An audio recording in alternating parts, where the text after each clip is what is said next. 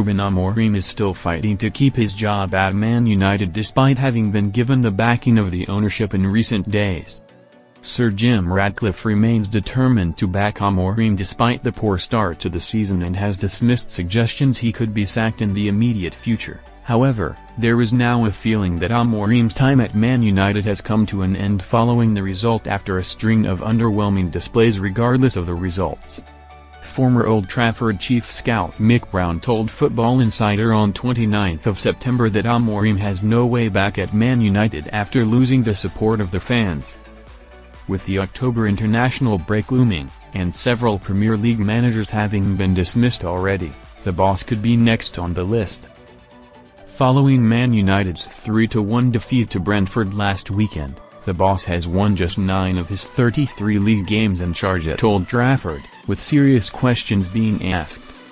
As I revealed on the latest edition of Football Insider's Inside Track podcast, the Sunderland game is now a must-win for Amorim, with the pressure on his position set to become unbearable if they fall to yet another league defeat. The newly promoted Black Cats will visit Old Trafford on a strong run of form which has lifted them to 5th in the Premier League with 11 points from 6 games. Speaking on the Inside Track podcast, I explained, it still seems he has the backing of Ineos and Sir Jim Ratcliffe. So they're not going to rush into anything. Huge game against Sunderland this weekend, it'll be seen as a must-win for him.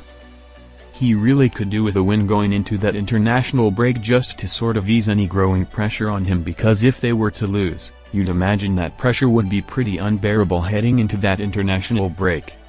Calls for the manager to be dismissed have reignited amongst the fans, with the international break seen as a likely opportunity to let him go. Man United lining up a replacement for Amorim. Football Insider revealed on 19 September that Man United are unlikely to sack Amorim imminently and insist he will be the man to turn around their fortunes.